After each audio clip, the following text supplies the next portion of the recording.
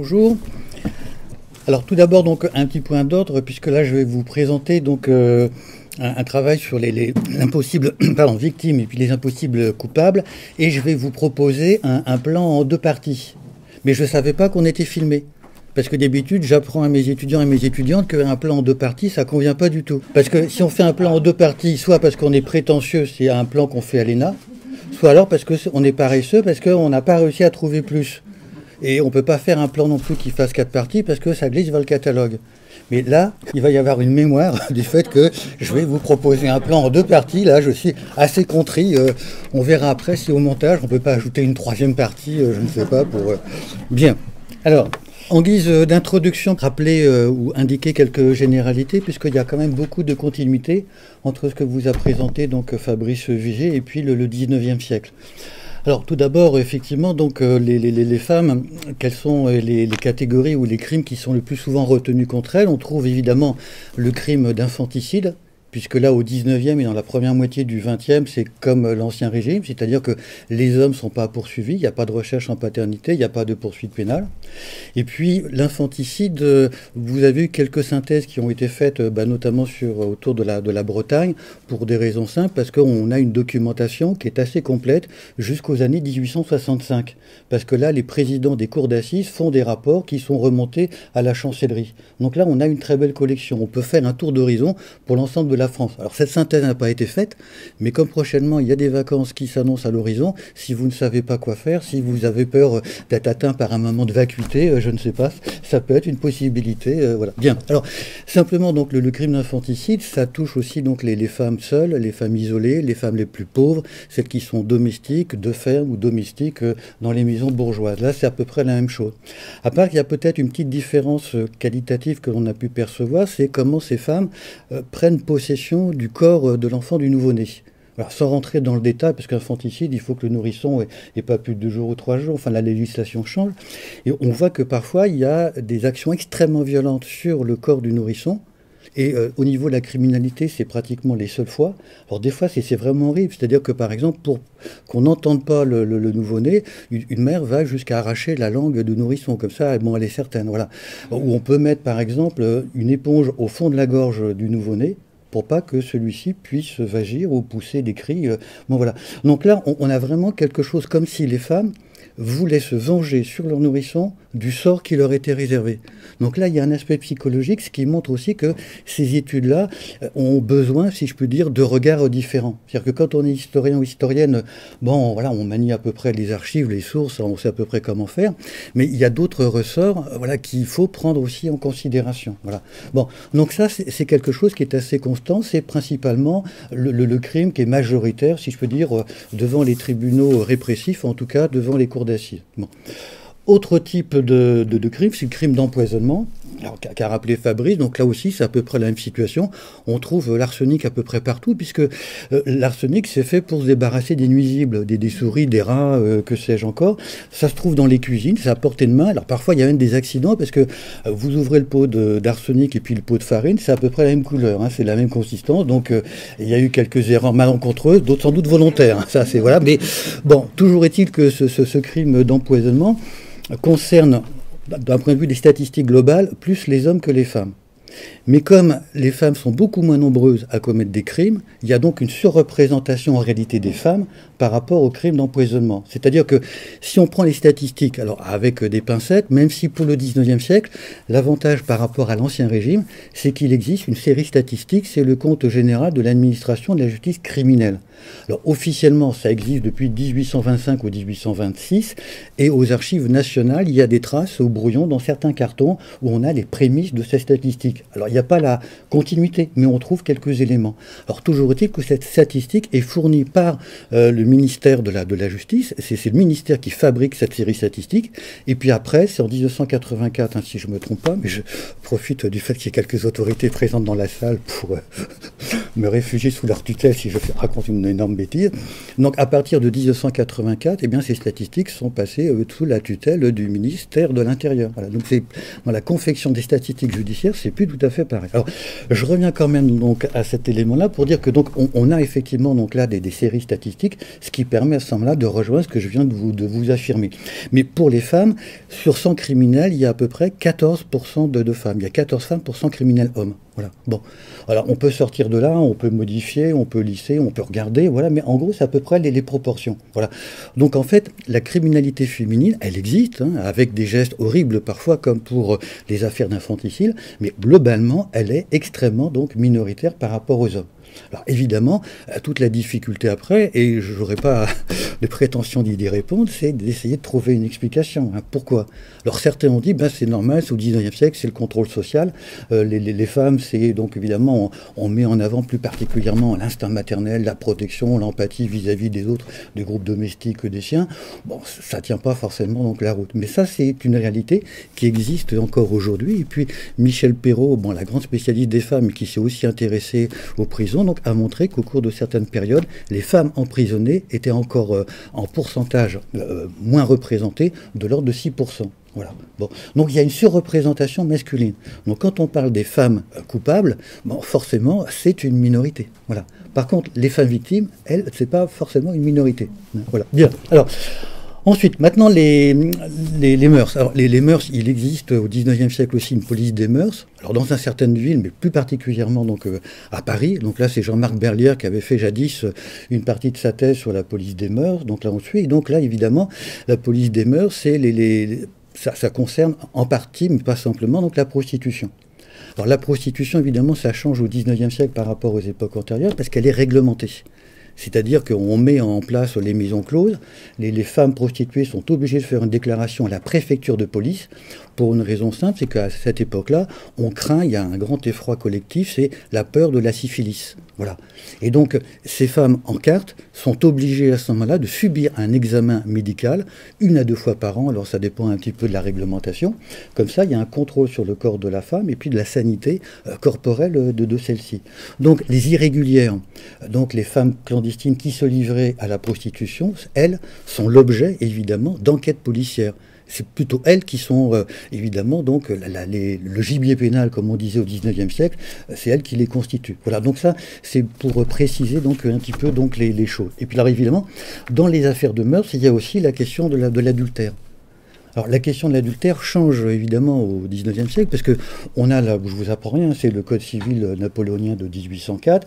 À l'intérieur, il y a un article qui a été abrogé plus tardivement à la fin du XIXe siècle, qu'on a appelé l'article rouge, c'est comme ça qu'on l'a surnommé, qui donne en gros l'autorisation au mari de tuer sa femme au domicile conjugal si celui-ci surprend son épouse en plein débat avec quelqu'un d'autre. Alors l'inverse n'est pas vrai, hein, la réciprocité, voilà, c'est la femme qui tuerait donc son mari, même si celui-ci est dans le lit conjugal en joyeuse compagnie, bon là non, ça c'est pas excusable, voilà, bien. Alors l'autre aspect évidemment, qui est un petit peu dans le sillage peut-être de la veine romantique, il ne s'agit pas d'incriminer ce courant-là, mais c'est la question du crime passionnel. Alors, le crime passionnel, en fait, n'existe pas en réalité. C'est une construction, c'est une fiction. C'est plutôt un crime de propriétaire en réalité. Mais ça, j'y reviendrai donc tout à l'heure, puisque là, les époux, les compagnons ou les ex-compagnons considéraient que la femme était leur propriété. Et comme c'était leur propriété, ben, ils avaient le droit de l'approprier, donc le droit de vie et de mort sur leur épouse. Voilà. Bon. Donc là, c'était le privilège, l'apanage des époux, des hommes ou des maris. Donc ça, c'est un petit peu donc, le crime d'infanticide. Alors je commence déjà par évoquer l'essentiel de ce que je ne vais pas vous dire, hein, comme ça dans mon introduction, parce que vous savez qu'en histoire, c'est formidable, on a plein de liberté à condition de se mettre des boucliers avant, et donc du coup, on ne peut pas nous faire le reproche, parce qu'on a dit qu'on n'en parlerait pas. Voilà. Bien, alors je poursuis. On a aussi dans les études sur la criminalité donc des études de cas. Donc à ce moment-là, on prend plutôt certaines belles affaires. Alors évidemment, on peut les traiter de manière un petit peu sensationnaliste, mais évidemment, ces beaux drames, ces belles affaires, elles interrogent quand même les sociétés contemporaines, parce que pourquoi certaines affaires sont-elles inscrites dans la mémoire collective ? C'est-à-dire que si vous regardez le nombre d'homicides par an, au bout d'un an, on s'en souvient de combien? Très peu en réalité. 1 ou 2 affaires, pas davantage.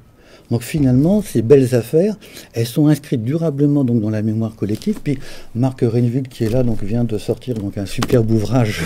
Bon voilà, pourra aussi donc évoquer la question de ce qu'on appelle la belles affaires. Mais à partir de là, on peut tirer toutes sortes de fils, comprendre comment fonctionne la société, quelle est la place des uns ou des autres, les rôles qui sont attendus ou pas. Voilà.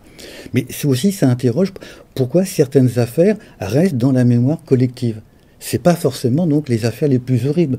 Moi, j'avais trouvé une fois une affaire de jalousie entre deux frères. L'un des frères avait décidé de se mettre, si je puis dire, en compagnie de l'épouse de son autre frère, et de le tuer. Ils l'ont fait cuire dans la marmite, ils ont mangé des morceaux, après ils ont donné le reste au cochon. Donc c'est absolument épouvantable quand on lit le dossier. Bon, mais c'est une affaire qui n'a quasiment intéressé personne.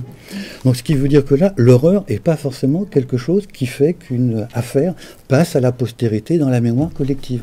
Bon voilà, ça c'est un mystère. Personne pour l'instant n'a réussi à résoudre cette énigme. Donc là, toutes les propositions sont évidemment les bienvenues. Bien. Alors, c'est ces études de cas. Donc il y en a évidemment d'un certain nombre de femmes. Il y a des femmes qui ont percé, si je puis dire, le mur de l'anonymat donc collectif et qui sont devenues donc de véritables célébrités. Alors je ne vais pas faire un tour d'horizon. Ici, j'ai noté simplement deux femmes. La première, c'est Jeanne Weber, que vous avez peut-être déjà rencontrée, qu'on avait surnommée l'ogresse de la Goutte d'Or, parce qu'elle avait donc assassiné donc plusieurs enfants. C'est une histoire assez rocambolesque. Elle a été prise en flagrant délit en train d'étrangler des enfants. Donc là, on ne pouvait pas dire que c'était pas elle. Voilà.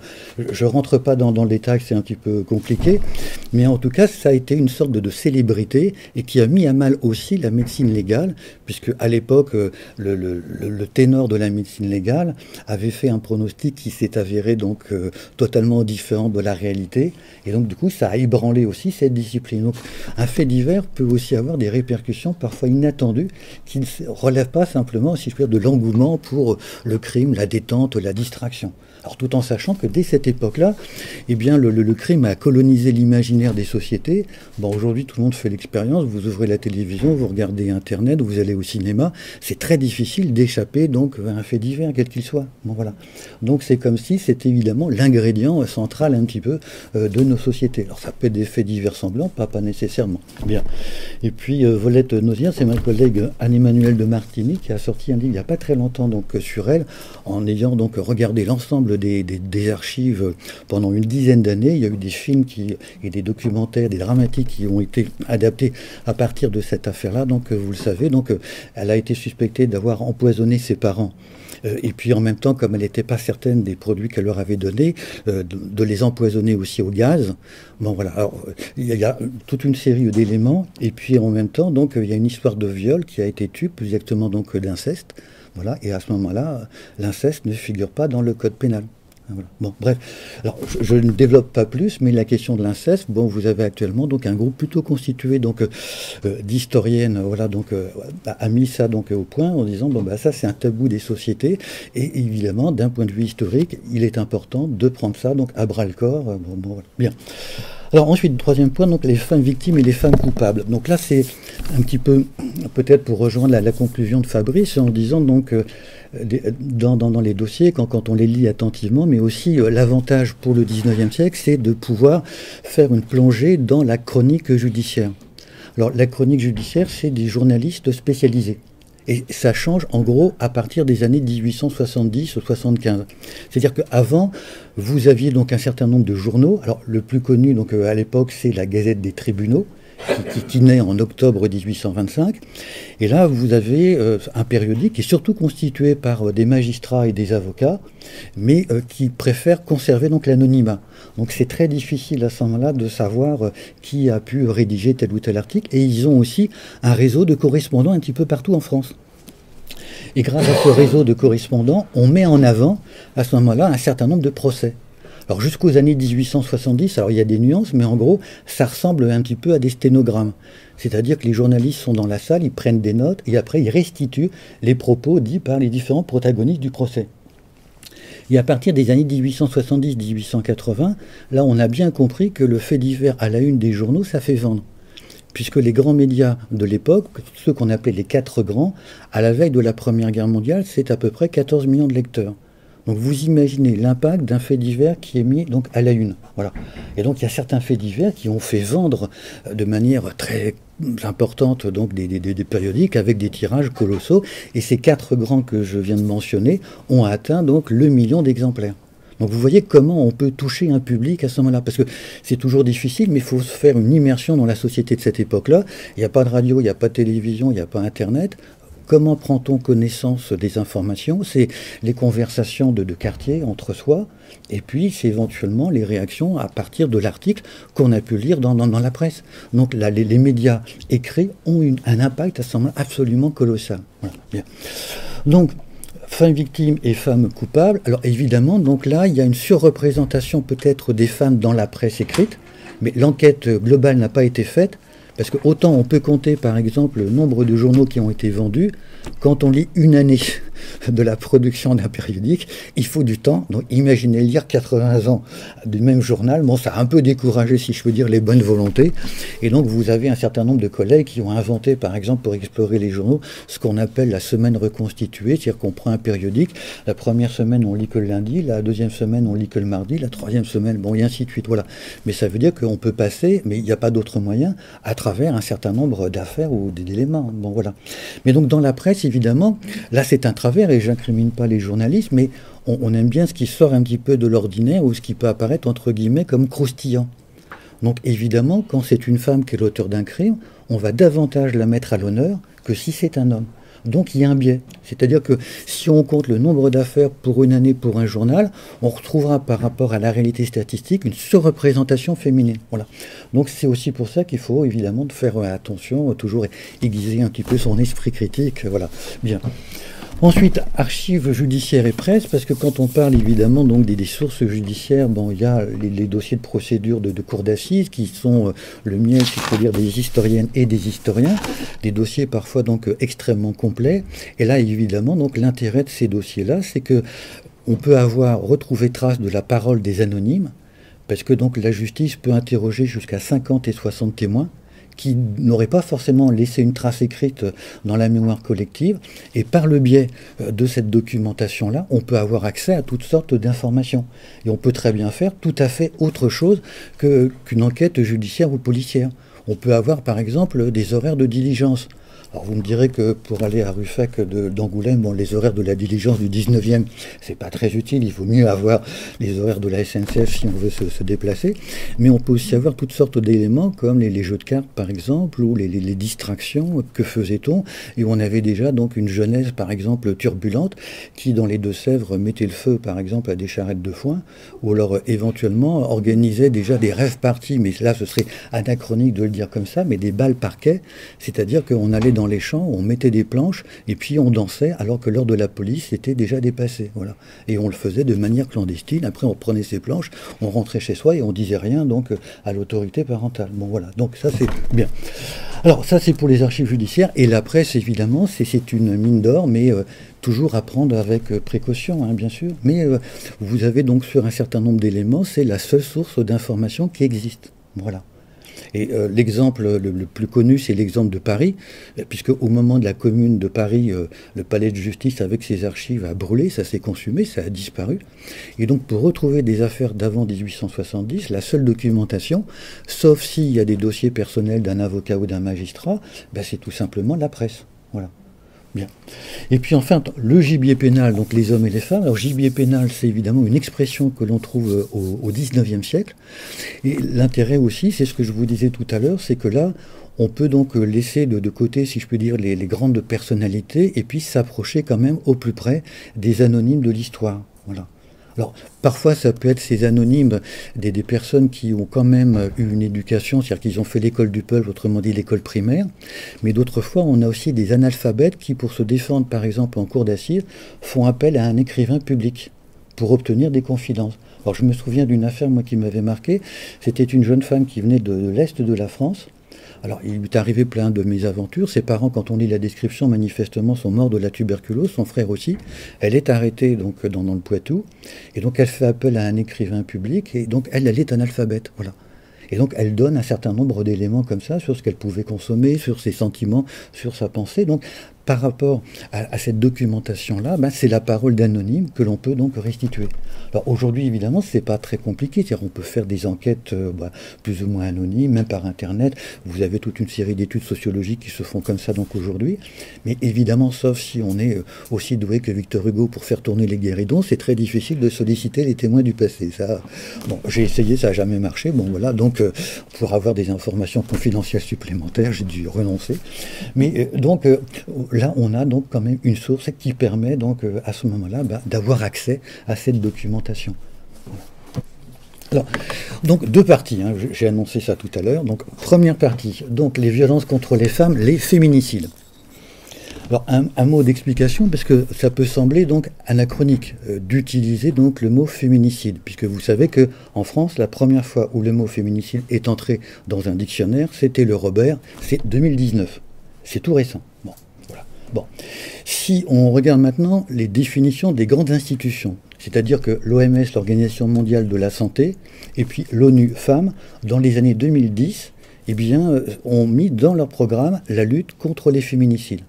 Et à ce moment-là, les féminicides, il y a des définitions un petit peu basiques. Qu'est-ce qu'un féminicide? C'est le fait de tuer une femme parce que c'est une femme. Autrement dit, l'appropriation du corps de la femme, eh bien, n'est pas faite de la même manière que si c'était un homme.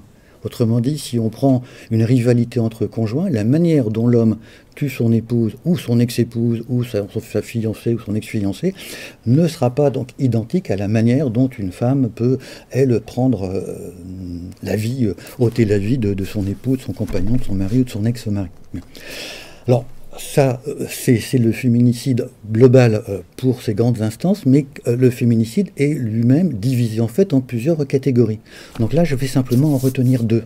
C'est-à-dire que dans ces grandes organisations, on retient par exemple le crime d'honneur. Voilà, c'est considéré comme un féminicide, puisque dans un crime d'honneur, c'est jamais l'homme qui est la victime. Par exemple, en Inde, vous avez aussi toute une série d'appropriations du corps féminin, voilà, qui est véritablement brûlé, qui est consumé parce qu'on jette de l'acide ou on met quasiment donc le feu, parce que ça permet à ce moment-là eh bien, d'avoir possession de la dot. Et si on a possession de la dot, on peut répudier sa première épouse et puis on peut se remarier et récupérer une deuxième dot. Mais là, évidemment, les victimes sont que des femmes. Voilà. Donc ça fait partie de ce qu'on appelle globalement les féminicides un petit peu systémiques. Alors, je vais évoquer tout d'abord le féminicide intime, ce qu'on appelle nous aujourd'hui, donc tout simplement les violences conjugales, ou le féminicide, si je puis dire, entre conjoints, quel que soit le statut juridique qui les unit. Alors, et là, c'est ça qui est intéressant parfois aussi avec la dimension historique, c'est-à-dire qu'il y a un fait divers, mais qui a eu une déflagration donc considérable, c'est l'affaire de la duchesse de Praslin. Alors vous voyez ici un certain nombre d'éléments donc graphiques, le mari qui semble surpris, c'est la scène de crime. La duchesse de Praslin a été assassinée en 1847. Et à ce moment-là, pour situer un petit peu les personnages, le mari, le duc de Praslin, il est pair de France. Donc, si vous voulez, par rapport à aujourd'hui, il serait sénateur. Voilà. Donc, il fait partie des élites, hein, ça fait partie des plus grandes personnalités. Bon, donc, son épouse n'est pas non plus une femme anodine, hein, c'est pas une servante de femme ou une domestique, et c'est son corps qui est retrouvé. Et à ce moment-là, il y a une enquête qui est menée par les sénateurs, et donc Victor Hugo, qui est à ce moment-là pair de France, qui était encore royaliste, et puis après, il ira plutôt du côté de la République. D'habitude, au XIXe siècle, le mouvement politique est plutôt à l'inverse, mais Victor Hugo donc, a sa propre personnalité. Donc Victor Hugo donc, il va sur place et il donne une description de la scène qui est absolument hallucinante, qui a été publiée dans Chose Vue. Hein, ça se trouve en livre de poche. Donc demain matin, des fois au petit déjeuner, on s'ennuie, on ne sait pas quoi lire. Donc Chose Vue, Victor Hugo, ça doit être le volume 3, si je ne me trompe pas. Voilà. Et donc la scène est absolument donc, épouvantable parce qu'il montre bien qu'il y a des projections de sang dans la chambre qui vont jusqu'à 2 mètres. Voilà. Alors évidemment, il le fait donc avec son style, mais c'est pas voyeuriste. C'est une description pas totalement clinique, mais ça reste quand même dans le registre de la description. Donc à ce moment-là, on peut très bien imaginer la scène de crime, c'est-à-dire que la malheureuse duchesse de Praslin n'est pas morte immédiatement, elle a reçu plusieurs coups de couteau et manifestement, elle a essayé d'échapper à son agresseur en courant autour de la chambre. Voilà. Donc là, c'était la victime captive, et puis à un moment donné, donc, elle a fini par s'écrouler, elle s'est vidée de son sang et elle est morte. Bon, voilà. Donc, À ce moment-là, en 1847, évidemment, ça suscite un scandale. C'est déjà un discours sur l'insécurité. Voilà. Bon, bien. Donc, comme quoi, ces discours sur l'insécurité ne datent pas d'aujourd'hui. On les voit donc en 1847. Et à partir de là, évidemment, on commence à mener l'enquête. Et quand on mène l'enquête, voilà, ça c'est donc l'enquête, c'est un petit peu le plan. Voilà, qui montre bien un petit peu donc la scène. Alors évidemment, on ne voit pas les projections sanguines sur les murs, mais c'est un plan au sol. On voit bien à ce moment-là quand même comment ça s'est passé. On peut imaginer donc la restitution, l'horreur du crime. Alors si on poursuit, voilà, ici c'est donc la duchesse de Praslin et le duc de Praslin. Évidemment, donc là, l'auteur qui est passé aux aveux, c'est le mari. C'est le duc de Praslin qui a assassiné sa femme. Donc là, c'est un crime conjugal, il n'y a pas de doute. Et ça fait à ce moment-là donc un scandale considérable, puisque dans la réception populaire et collective, c'est-à-dire comment, dans les élites, on peut aussi tuer sa propre épouse, donc les élites ne sont pas là, sont pas morales. Regardez quel est l'exemple qui nous est donné. Voilà. Et donc, on ne peut pas dire qu'on n'était pas préoccupé de la question du crime conjugal à ce moment-là, donc en 1847. Alors certains historiens un petit peu rapides ont dit que, bon, finalement, cette affaire-là, c'est ce qui a déclenché la révolution de 1848 de février. Alors ça a joué forcément quelque part dans le fait que les élites tombent de leur piédestal, etc. C'est pas le seul ressort. Ce serait trop facile si tous les faits divers comme ça donc entraînaient donc un changement de régime, ça se saurait. Mais en tout cas, c'est quelque chose qui a frappé donc les esprits. Et dans les conversations, et bien évidemment, donc, on est obligé, on ne peut pas occulter, le crime conjugal existe. Et il peut être particulièrement horrible et sanglant. Voilà. Bien.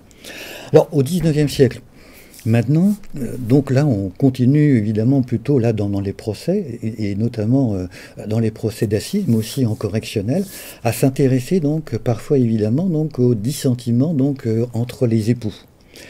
Et comme l'a dit Fabrice tout à l'heure, à l'époque, même si le droit de correction ne figure plus dans les codes, c'était admis. À la fois le droit de correction du mari sur son épouse, mais aussi le droit de correction du mari sur ses enfants, à condition de ne pas dépasser un certain seuil. Hein, voilà. Par exemple, bon, elle a un œil poché, bon, voilà, ça peut passer. Bon, par contre, si le mari l'a éborgné avec un tisonnier, là, ça va pas, donc on a passé un seuil. Alors, par exemple, et là, vous savez, si je prends juste l'exemple des enfants, puisqu'aujourd'hui, c'est une préoccupation, puisque les enfants sont au courant, sont des témoins des dissensions, des brutalités conjugales, même quand parfois ça ne va pas jusqu'à une extrémité funeste. Les enfants sont des témoins quand même privilégiés. Voilà, ils ne sont pas, si je peux dire, à l'écart des conflits, des injures, des violences, des coups qui peuvent exister. Or, ces enfants, si je vous raconte ça, c'est parce qu'ils ont été protégés par le Code pénal en 1898 seulement. Voilà. En 1898, ça a suivi une grande enquête qui avait été menée auprès des cours d'appel en 1891 sur les violences commises contre les enfants, puisqu'on considérait que le père avait tous les droits sur ses enfants. Alors là aussi, c'est des faits divers particulièrement horribles, une malheureuse gamine qui a été plus ou moins clouée contre la porte, voilà, on considère que ça se faisait pas. Voilà, je dis pas que...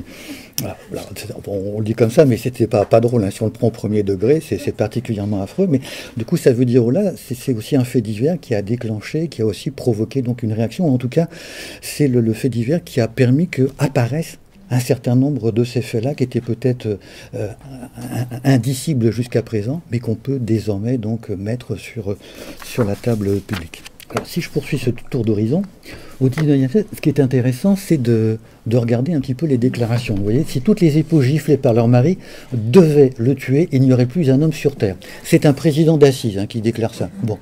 Et il le fait vers les années 1880 à peu près. Voilà. Alors, si je vous dis ça, c'est tout simplement aussi pour bien se resituer dans le contexte de l'époque. La justice est une justice qui est entièrement masculine. Puisqu'à l'époque, le jury est composé de 12 personnes, il n'y a que des hommes, il y a 12 hommes. Les avocats, il n'y a que des hommes. Les présidents d'assises, il n'y a que des hommes. Les assesseurs, il n'y a que des hommes. Les greffiers, il n'y a pas de greffière. Bref, les experts, il n'y a que des hommes. Voilà. Donc, quand une femme est devant la justice, elle est devant une société masculine. Hein, ça, voilà. Ça, c'est quelque chose qu'il ne faut pas oublier, parce que dans un certain nombre de travaux, on oublie un petit peu donc l'ambiance, l'atmosphère du procès. Voilà. Et quand on fait comme ça une sorte de replongée, alors c'est toujours délicat évidemment, mais il faut essayer de débarrasser un petit peu de nos habitudes mentales et puis d'essayer de regarder comment ça pouvait se dérouler, comment ça se passait. Voilà. Bien. Alors, si je poursuis ce tour d'horizon, vous avez Georges Clarity qui a été donc un des grands chroniqueurs judiciaires. Alors à l'époque, on les appelait plutôt les tribunaliers. Hein, c'est plutôt le titre qu'ils voulaient revendiquer. On est des tribunaliers, on fait une tribune. Or, Georges Clarity a officié dans plusieurs journaux, notamment dans un périodique qui existe toujours, qui est Le Figaro. Et à l'époque, il était considéré véritablement comme une sorte d'autorité morale parmi le cercle des journalistes. Hein, voilà, on faisait souvent référence à lui. Et lui, il le dit, il se confie en disant, bon ben voilà, on a donc supprimé le divorce, et puis le divorce est rétabli en 1884, c'est la loi Naquet. Bon, voilà. Et à ce moment-là, vous avez un certain nombre d'observateurs de la société qui pensaient que le rétablissement du divorce, ça mettrait fin aux violences conjugales. En disant, bon ben ça y est, il n'y a plus de raison maintenant, puisque les époux ne sont pas obligés de cohabiter, sans passer par le civil et puis une procédure donc judiciaire qui peut s'étaler sur des années, les choses peuvent se régler. Alors évidemment, le rétablissement du divorce, là, je ne rentre pas dans le détail, il y avait quand même toute une série de conditions, ce qui fait qu'au début c'était quand même assez difficile d'obtenir le divorce, mais peu importe. Et donc du coup, comme on voit que ces crimes passionnels ou ces crimes conjugaux continuent, pour un certain nombre de contemporains et de contemporaines, c'est une surprise. Mais pourquoi? Voilà. Et donc, évidemment, là, ça rejoint des interrogations qui sont tout à fait similaires à celles qu'on se pose aujourd'hui. Hein, voilà. Alors, sans faire d'anachronisme, mais c'est tout à fait donc intéressant de regarder. Alors, si on continue, vous avez aussi parfois, évidemment, dans les procès d'assises, ce qui est intéressant, c'est pas les déclarations des victimes, puisque, bon, elles sont passées de vie à trépas, donc on ne peut pas avoir accès à leurs paroles. Mais vous avez des témoins. Et ces témoins, ça peut être une voisine, ça peut être une amie, ça peut être une sœur, ça peut être aussi une mère, voire une grand-mère. Bon, voilà. Et c'est donc ce cercle des témoins, qui pour certains procès, il peut y en avoir jusqu'à 50, qui vont restituer les sentiments, les émotions, les paroles. Et donc là aussi, on peut donc à ce moment-là voir que si encore aujourd'hui la question du crime conjugal est un petit peu compliquée, parce qu'il y a dans toute une série de circonstances, il y a des signes avant-coureurs, mais parfois il y a un passage à l'acte qui est soudain, sans qu'il y ait d'éléments d'alerte qui peuvent éclairer. Hein. Voilà, il y a les deux qui coexistent actuellement dans les féminicides. Voilà. Mais là, effectivement, donc, on voit bien que ça existait avant. Il y a eu comme ça pendant 1 an, 2 ans, 6 mois, 2 ans, 10 ans, un certain nombre de propos qui ont été rapportés et qui montrent bien qu'il y avait une femme qui était en danger et que finalement, donc, l'entourage s'est trouvé impuissant, on n'a pas su réagir, on n'a pas voulu réagir, puisque moi j'ai trouvé une autre affaire, hein, c'est la femme qui a été tuée par son mari. Il y a un certain nombre de lettres qui existent, et la mère, comme elle est persuadée que les hommes doivent être sur un piédestal et puis les femmes en bas, elle donne raison donc à son gendre qui a tué sa fille.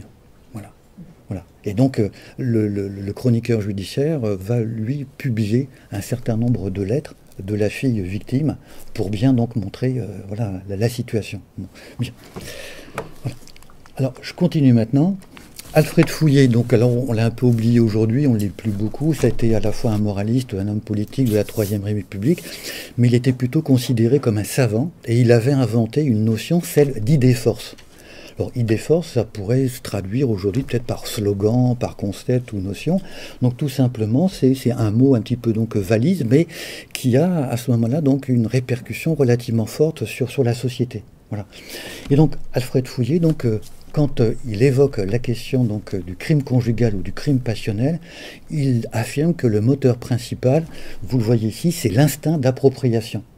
Donc pour lui, qui est à la fin du 19e et au début du 20e siècle, un féminicide conjugal, eh bien c'est pas un crime passionnel, c'est véritablement donc la possession.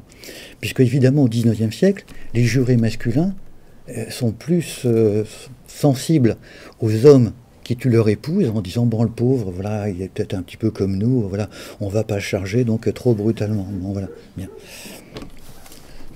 Alors, autre type de crime, là je saute les époques, j'arrive au cours de l'entre-deux-guerres. Alors, ça c'est simplement donc dans les crimes conjugaux où les femmes sont victimes. Le crime de Michel Henriot, c'est peut-être une affaire que vous avez peut-être certaines d'entre vous en mémoire. C'est un fait divers qui s'est passé donc dans les années 1930. Et la particularité de ce fait divers, c'est qu'il a été retransmis dans la presse de cette époque, mais notamment dans la presse spécialisée. Et à l'époque, bon là, Marc Rennevuhl le sait aussi donc parfaitement bien, vous avez de nouveaux journaux qui voient le jour, notamment le journal Détective. Et le journal détective, hein, vous le savez, au début, donc, est plutôt porté, si je peux dire, par des collègues littéraires, les frères Kessel, un certain nombre d'avocats de renom. Et puis les mauvaises langues disent aujourd'hui que dans les années 30, quand Gallimard, parce que c'était Gallimard qui était là, se portait pas très bien, finalement, c'est détective qui a permis donc de renflouer Gallimard et faire en sorte que Gallimard, bon voilà. Donc la collection NRF Gallimard, vous voyez, soutenue et financée par détective, ça fait pas bon effet. Voilà. Bon, j'exagère, c'est facile hein, de se moquer. Voilà. C'était peut-être pas filmé ça, je sais pas. Mais bien.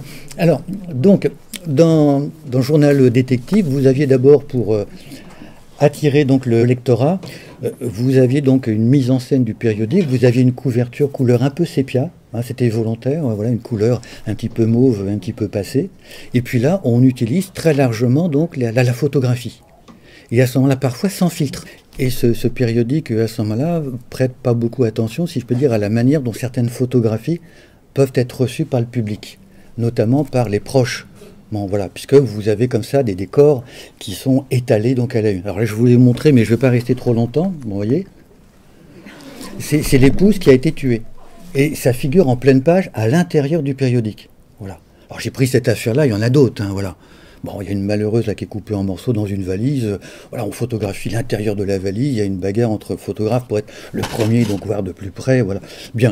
Alors, toujours est-il que là, on a une autre vision quand même de cette affaire-là. Et cette affaire, elle est connue aussi pour une raison particulière. Parce que d'abord, donc, Michel Henriot, c'est le fils d'un notable, d'un haut magistrat. Donc, c'est pas n'importe qui. Donc là, on retrouve un petit peu donc, le schéma des élites. Et il est évident aussi que la presse ne s'intéresse pas, par exemple, aux crimes qui sont commis, par exemple, entre métayers, domestiques de ferme ou journaliers. Ça intéresse quasiment pas la presse. Voilà. Bon. Par contre, le crime qui peut avoir l'honneur des journalistes, c'est évidemment ceux qui se situent dans un certain milieu social.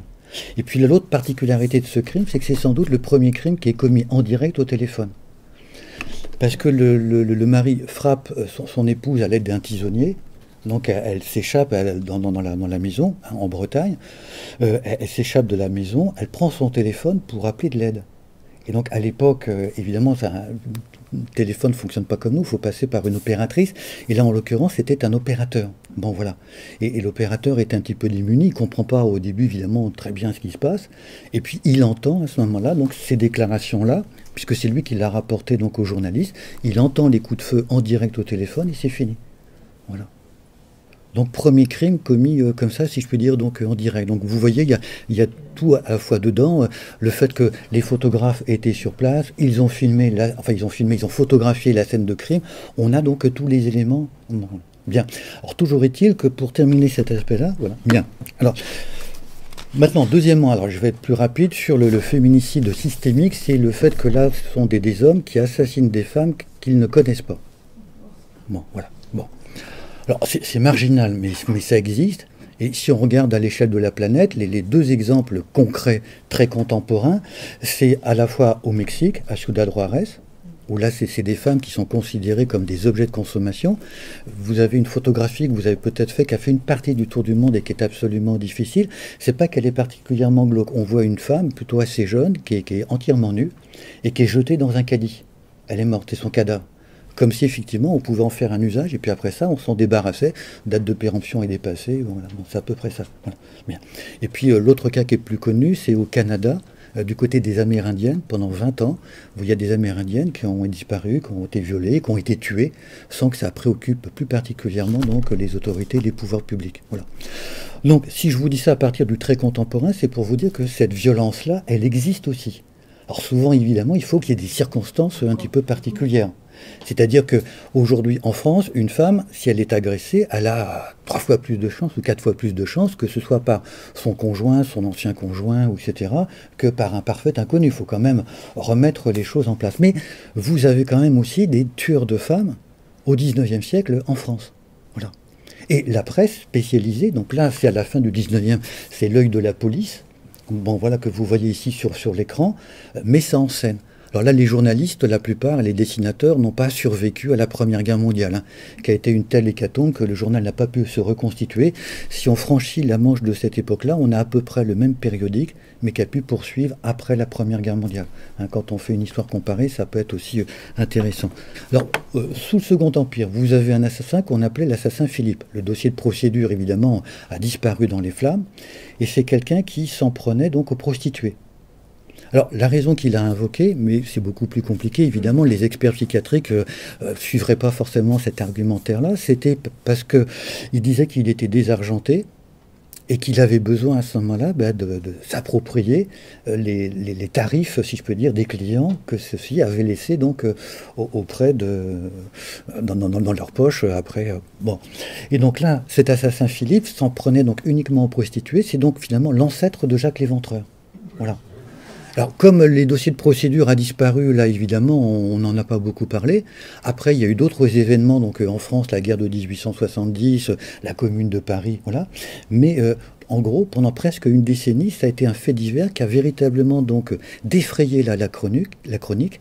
Et puis, dans les années 1880 encore, c'est en mémoire, parce que vous avez un certain nombre de crimes de femmes dont on n'arrive pas à identifier donc l'auteur, et ça crée aussi un mouvement un petit peu de peur, de panique, en disant les tueurs de femmes sont toujours en liberté, on ne les a pas arrêtés, qui sont-ils? Peut-être que notre existence est menacée. Donc c'est aussi, si je peux dire, à l'origine, le moteur comme ça, donc d'une peur un petit peu donc collective. Voilà. Alors, autre type d'images, hein, de vignettes qui sont postérieures, qui datent des années 1890, mais ça montre bien que ce crime-là, à ce moment-là, est resté dans la mémoire collective. Et puis après, donc, voilà, la Première Guerre mondiale a balayé, si je peux dire, cette facette de la mémoire. Maintenant, autre type de criminel, Dumollard, le tueur de Bonne, donc ça se situe dans la région lyonnaise. Et Dumollard donc avait une particularité, il ne s'attaquait qu'à des femmes. Alors combien en a-t-il tué? Bon, ça reste l'objet de discussion et de débat. Mais il allait donc à Lyon, vous aviez à ce moment-là ce qu'on appelait des bureaux de placement. C'est-à-dire c'était surtout les jeunes femmes de la campagne qui voulaient essayer de trouver une place de domestique dans une maison bourgeoise parce que les conditions d'existence étaient plus agréables et puis elles pouvaient percevoir des gages qui n'étaient pas ridicules à la fin de l'année. Bien. Donc lui, il disait, parce que vous aviez aussi sur un des ponts des femmes qui voulaient se faire comme ça engager ou embaucher comme servantes, mais qui ne voulaient pas payer le pourcentage au bureau de placement. Donc quand on était dans un bureau de placement, on remplissait une fiche, donc on n'était plus anonyme. Là, on passe, si je puis dire, pour parler familièrement, sous les radars. Et donc là, Dumollard avait bien compris ça, et donc il s'adressait en priorité donc à ces femmes qui essayaient d'avoir une place de servante. Donc les gages à peu près à cette époque-là, c'était des francs, donc environ 140-160 francs par an. Et il disait, non, moi, ma maîtresse n'a pas pu venir, c'est un château qui est à côté de Lyon, c'est 200 francs, les conditions sont idéales. Donc la plupart, évidemment, une fois qu'elles étaient accostées, ils disaient oui. Donc ils s'emparaient de leurs malles, souvent des malles assez volumineuses, qui contenaient toutes leurs richesses et parfois leurs économies en monnaie. Voilà. Et donc il les faisait promener dans la campagne, je ne rentre pas dans le détail, et puis il les assassinait et vraisemblablement il les tuait aussi. Et à l'époque, l'affaire a fait véritablement sensation, puisque quand on a exhumé le cadavre d'une de ses servantes, on s'est aperçu que celle-ci avait été enterrée vivante. Il avait arraché les boucles d'oreilles de son vivant, parce que les lobes étaient totalement déchirés, et on voit bien avec la main qui crispait encore de la terre. Bon, là, le médecin légiste diligenté sur place dit, bon, là, il n'y a pas d'inconvénient, enfin, il n'y a pas d'obstacle, si je peux dire, à restituer le déroulement de la mise à mort. Elle a été enterrée vivante. Voilà. Bon. Donc là, on a aussi donc un personnage qui n'attaque que des femmes, et des femmes de la même catégorie. L'assassin Philippe, c'est que des prostituées, et là, c'est que des bonnes, que des servantes. Donc avec une cible un petit peu particulière. Et Daniel Zaguri, qui est le grand expert voilà, des tueurs en série, montre bien, à travers ceux qu'il a examinés, mais des très contemporains, que ceux-ci, en général, donc, ont une cible un petit peu particulière. C'est-à-dire un groupe de victimes qui présente un petit peu donc, une sorte de carte d'identité collective. Deuxième partie, donc là je vais m'en servir en conclusion, hein, parce que... bon voilà. Là j'avais pris juste un exemple Un exemple concret, donc cette fois-ci, donc c'est l'immersion donc dans les années 30 autour d'une affaire, l'affaire des sœurs Papin. Puisque si on prend la période de l'entre-deux-guerres, vous avez donc deux grandes affaires qui ont véritablement frappé donc l'imagination. C'est l'affaire Violette Nozière que j'ai évoquée sommairement en introduction tout à l'heure, et puis l'affaire des sœurs Papin. Voilà. Or, l'affaire des sœurs Papin, ce qui est intéressant, c'est qu'il existe deux dossiers. Il y a un dossier qui est contenu aux archives départementales du Mans, bon, voilà, dossier d'instruction classique, et puis un autre dossier qui est conservé à la bibliothèque municipale du Mans. Et ce deuxième dossier a été fait par le greffier, puisque cette affaire l'a tellement choqué qu'il a constitué un dossier parallèle. Il a d'ailleurs soustrait les photographies de la scène de crime du dossier pénal qu'il a mis dans son propre dossier personnel. Et pour un certain nombre de photos, comme c'est particulièrement glauque, alors celle-ci je ne vous les montrerai pas, hein, comme c'est particulièrement glauque, pour essayer d'agrémenter ça ou d'ajouter un petit peu de douceur, il a entouré les photos avec des rubans de couleur. Voilà. Donc quand on regarde le dossier, c'est un petit peu singulier. Voilà. On voit les deux cadavres et puis en même temps avec des rubans vert, orange, rouge, voilà, pour mettre de la distance entre ce qu'il a vécu et puis cette affaire-là. Bien. Alors l'affaire des sœurs Papin, donc vous voyez les photos Christine et Léa. Christine c'est l'aînée, Léa c'est la plus jeune, avant le crime. Donc vous voyez, ça fait deux jeunes filles, bon, tout à fait donc ordinaires, bon voilà, qui posent absolument aucun problème, en tout cas visuellement. Alors, juste ça, pour avoir quelques éléments, parce que c'est une affaire qui est un petit peu compliquée, les principaux protagonistes, alors pas tous, hein, mais donc on a Christine Papin, qui est née donc en 1905 et qui est placée donc dans une famille, disons, une famille de notables juristes, voilà, plutôt des avoués, donc au centre de la ville du Mans. Bien. Vous avez donc Léa Papin ensuite, et puis Clémence Déré. De l'autre côté, René Lancelin, lui, c'est donc le chef de famille, bon, voilà, qui n'a pas été donc bousculé. Et puis vous avez là Geneviève Lancelin, Léonie Lancelin, qui est l'épouse de René Lancelin, qui est la mère de Geneviève Lancelin. Et Léonie Lancelin et Geneviève Lancelin sont les deux femmes qui seront tuées au Mans, rue Brière. Voilà. Maintenant, le crime des sœurs Papin. Alors, pour tout de suite, bon voilà, je ne vais pas spoiler comme disent les plus jeunes, ou comme dit ma fille aujourd'hui, mais bref, l'histoire du crime, ça s'est déroulé comme ça. En fait, on a deux femmes qui ont été assassinées et qu'on retrouve tout simplement donc, sur le palier d'une premier étage d'une maison donc relativement cossue au Mans. Bon, malgré tout, il y a une particularité, c'est que quand les deux policiers qui arrivent, alors le premier s'appelait Rago et le second Vérité, ça c'est vrai, ça s'invente pas. Un scénariste mettrait ça, bon voilà.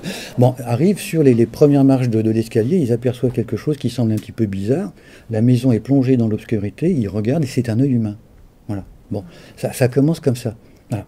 Donc vous voyez un petit peu donc du coup l'impact que cette affaire peut avoir, en tout cas au niveau de la presse locale. Après, pourquoi est-ce que cette affaire régionale est passée au niveau national, voire même international, puisque vous avez toutes sortes de périodiques en Argentine et aux États-Unis qui ont traité de cette affaire des sœurs Papin.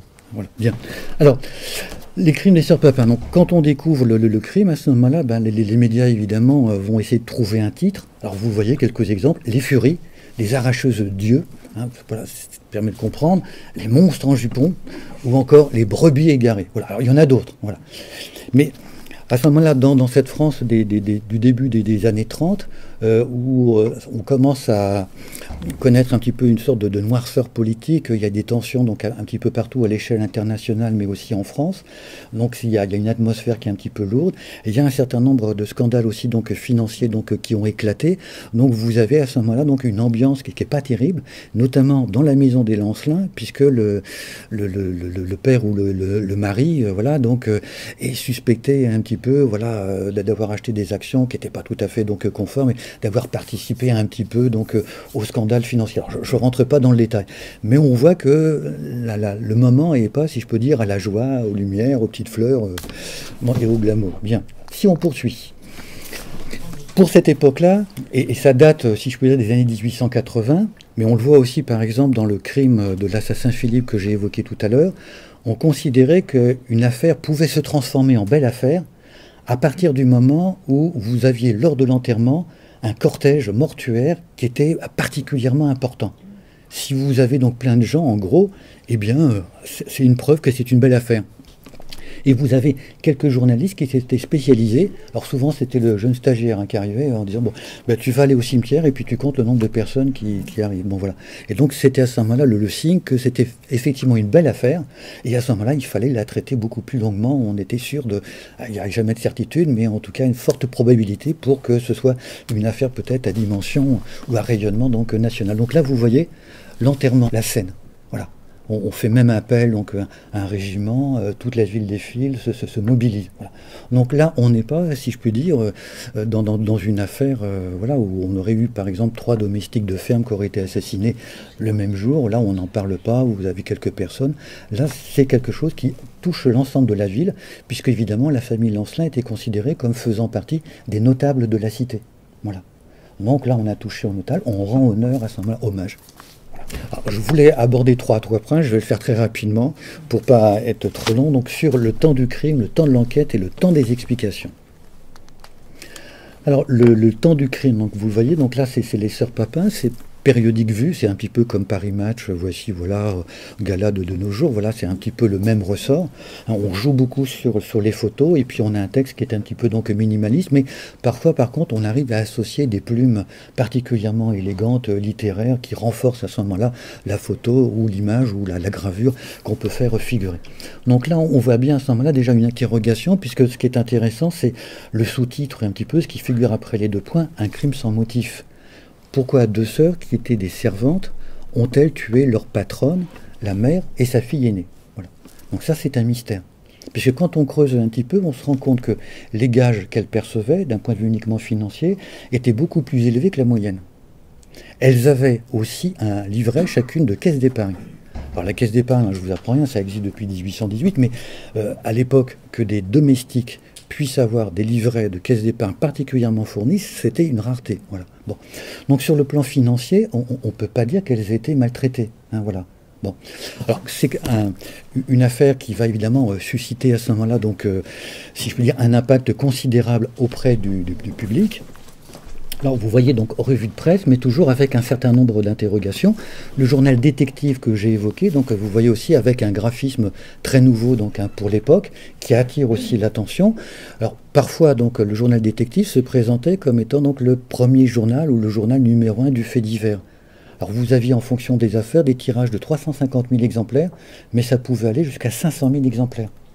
Donc évidemment, vous voyez, c'est assez colossal. D'emblée, vous avez au moins plusieurs positions dans la presse. C'est une affaire qui va se politiser un petit peu.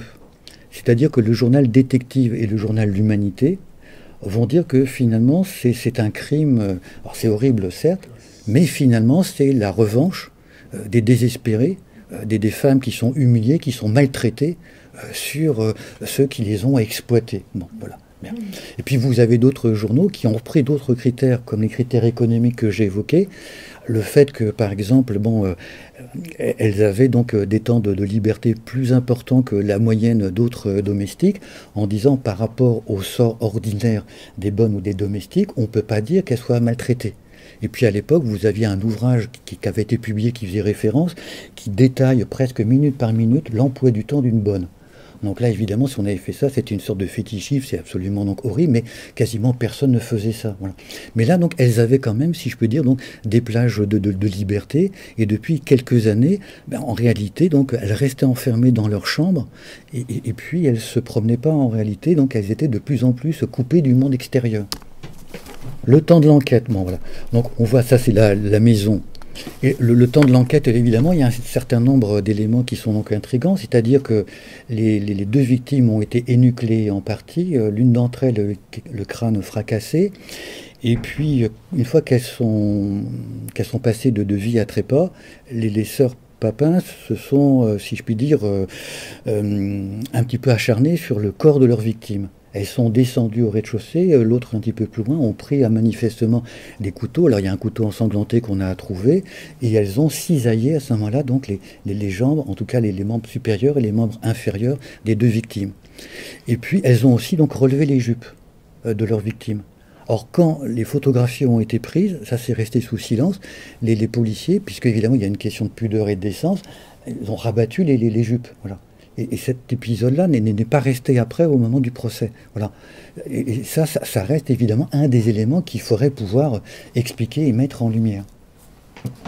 Le temps des explications, donc c'est au procès. Donc là, les deux sœurs Papin sont pratiquement mutiques hein, lors de leur procès. On leur pose des questions. Oui, monsieur, merci, monsieur, peut-être, monsieur, c'est comme ça, monsieur, c'est bien ce que j'ai dit. Bon, voilà. Donc finalement, l'interrogatoire en public n'apporte pratiquement rien, puisque, bon, là, je vous apprends rien. Normalement, là, la fonction du procès d'assises, c'est de pouvoir recommencer à l'oral le dossier d'instruction et de faire advenir une vérité. Voilà. Bon. Mais là, évidemment, avec des propos qui sont quasiment des monosyllabes, là, c'est un procès presque expéditif, mais il fallait quand même que le rituel judiciaire puisse se tenir, même s'il n'y a pas eu forcément d'éclaircissement. Alors, à un moment donné, il y a eu quand même une question en disant, mais dans les explications, pourquoi est-ce que vous avez tué vos patronnes? Or, elles, ce qu'elles ont dit, c'est parce qu'elles nous ont agressés. Voilà. Et donc, on s'est défendu. Et puis, on a été emporté par notre action. Bon. Puis après, elles ont changé de version. On a changé de version en disant, bon, voilà, la maison était plongée dans l'obscurité, elles ont eu une parole qui nous a vexés, et puis l'une d'entre nous a une parole un petit peu vive, et puis après ça, on s'est accroché, et ça a fini comme ça, si je peux dire, donc en crime. Bon, voilà. Alors, le magistrat, à un moment donné, en choisissant ces mots, pose quand même une question en disant, mais est-ce qu'il n'y avait pas entre vous une relation donc amoureuse particulière? Alors, il ne le dit pas comme ça, mais il laisse sous-entendre ça, sous-entendu ce qu'il n'y avait pas une sorte d'amour charnel entre les deux sœurs, et que ces deux sœurs ont été surprises en plein débat, et à ce moment-là, pour pas qu'on puisse crier la vérité, elles auraient assassiné leur patronne. Bon, alors d'abord, j'y crois pas du tout, pour plusieurs raisons. C'est parce que les patronnes revenaient toujours vers 5 heures du soir, leur emploi du temps donc était réglé. Donc si les deux sœurs voulaient éventuellement convoler, elles n'auraient pas attendu que leur patronne revienne pour se livrer à un certain nombre de débats. Ensuite, la maison était plongée dans l'obscurité. Et ça, c'est un point qui n'a pas été évoqué lors du procès, c'est-à-dire que comment on fait les deux patronnes pour monter au premier étage sur le palier si la maison était totalement plongée dans l'obscurité? Est-ce qu'elles ont pris éventuellement une bougie pour pouvoir trouver donc un chemin? Et un petit peu plus tard, et ça on n'en a pas parlé au procès, on a trouvé que effectivement les plombs n'avaient pas sauté, mais simplement le cache du plomb avait bougé un petit peu le plomb, ce qui explique que le fer à repasser par exemple ne fonctionnait pas. Et donc le policier qui est sur place remet à ce moment-là le plomb en état, et donc tout fonctionne parfaitement. Voilà. Et donc là, c'est un autre mystère aussi, c'est-à-dire quel a été le déroulement donc précis du crime. Est-ce qu'il y avait d'abord l'obscurité? Est-ce qu'elles ont donc enlevé le plomb pour masquer un petit peu la scène de crime? Il y a une chaise, notamment dans cette pièce-là, qui était restée de mémoire commune pendant 10 ans, qui n'avait pas bougé de place. Au moment du constat du crime, cette chaise n'est pas au même endroit. Alors pourquoi, comment? Est-ce que c'est un rapport ou pas? Là, je n'en sais rien. Mais il y a un certain nombre de questions qui n'ont pas été posées au moment de l'enquête judiciaire. Ce qui fait que finalement, on a proposé toutes sortes d'explications. Et puis à la fin, lors du procès, finalement, pour les deux sœurs, on a considéré qu'elles étaient donc responsables de leur crime, elles ont été condamnées, et à l'époque, en fonction des mœurs, on considérait qu'on ne pouvait pas exécuter une femme, même quand elle est condamnée à la peine de mort. Donc Christine échappe à la peine de mort, elle est envoyée dans une prison de femmes. Alors à l'époque, il n'y en a pas beaucoup, il y en a 3. Celle où elle est acheminée, c'est à Rennes, et puis au bout d'un certain temps, eh bien, on est obligé de l'exfiltrer, parce qu'on considère qu'elle est folle. Et là, évidemment, il y a une expertise, pas plus. Et à ce moment-là, il y a un médecin qui s'appelait Logre, un expert judiciaire, qu'on n'a pas voulu écouter. Alors, il y a eu des jeux de mots à l'époque faciles. Hein. L'ogre rentre en scène, il va manger ses confrères, enfin ce genre de choses. Voilà. Bon, humour du 19e, humour du 21e siècle. Bon, il y a une permanence quand même, bien, dans les ressorts du rire, ce qui fait toujours du bien. Mais toujours est-il que lui, il a une théorie en disant que c'est un crime à deux. Sous-entendu, il y aurait eu une seule des sœurs qui aurait été donc domestique, même si on lui avait fait des reproches, même si on l'avait humiliée, même si on l'avait rabrouée, même si on l'avait bousculée, jamais elle ne serait passée à l'acte. Donc il y a un crime d'entraînement. Alors évidemment, Logre, lui, est resté méconnu, puisque à la fin de l'année 1933, vous avez un personnage très célèbre, Lacan, le psychanalyste, qui écrit un article dans la revue Le Minotaure sur les sœurs Papin, et qui donne l'explication du crime. Pour lui, c'est un crime à deux. Donc il reprend en grande partie finalement la proposition du docteur Logre, mais évidemment là, il commence déjà à être une autorité. Il avait soutenu sa thèse de doctorat sur la paranoïa peu de temps avant, qui a été publiée, et c'est l'explication. Ce qui fait que quelques temps après, vous avez un certain nombre de journaux, de périodiques, de journalistes qui s'interrogent, est-ce qu'on n'a pas finalement donc condamné, jugé des fous? Puisque vous savez, en fonction de l'article 64 de cette époque-là du Code pénal, quelqu'un qui n'a pas toute sa sanité d'esprit ne peut pas être jugé, donc il ne peut pas être condamné. Bon, voilà. Et aujourd'hui, les sœurs Papin, expertisées par un spécialiste, n'auraient jamais été jugées, ça c'est évident. Voilà. Il existe d'autres types de crimes, je ne vais pas en parler, bon, voilà, mais qui concernent plus particulièrement là aussi des femmes, c'est parfois ce qu'on appelle des crimes simultanés. Donc c'est plusieurs femmes qui sont tuées en même temps. Donc ça ne rentre pas dans le registre du tueur en série. Puisque le crime en série, ça veut dire que vous avez quelqu'un qui est tué une semaine, un mois après, il recommence et ainsi de suite. C'est pas pareil. Bien. Se pose aussi la question de la complicité dans un certain nombre de crimes. Quand vous avez par exemple un homme et une femme, bon, ça c'est une vraie question. Comment c'est comptabilisé? Quelle est la part de responsabilité? Bien. Ensuite, l'autre aspect, c'est celui de l'appropriation du corps, hein, ce que j'ai évoqué tout à l'heure. Là, il faudrait aussi mener une enquête plus complète. Hein, quand il y a ce que Fabrice Vigier a évoqué tout à l'heure à propos de l'homicide, de quelle façon le corps des femmes est véritablement donc traité au moment donc du crime et du passage à l'acte. Ensuite, masculin et féminin, là c'est quand même la conclusion, il ne faut pas oublier, si les hommes n'ont pas l'apanage de la violence, les femmes peuvent aussi faire preuve de cruauté, mais globalement, majoritairement, elles sont victimes. Alors, il est vrai qu'on a vu apparaître depuis une dizaine d'années, parmi les publications, un certain nombre d'ouvrages sur les femmes violentes. Alors, c'est légitime hein, de s'interroger, bon voilà, puisqu'en disant, bon, il n'y a pas de raison que les femmes ne soient pas plus violentes, mais globalement, les femmes sont beaucoup moins violentes au niveau du constat et des faits. Reste évidemment maintenant, et c'est très difficile, parce que personne n'est d'accord, et puis les explications ne sont pas très probantes, c'est d'essayer d'expliquer cette grande disparité. Voilà, je m'arrête là pour...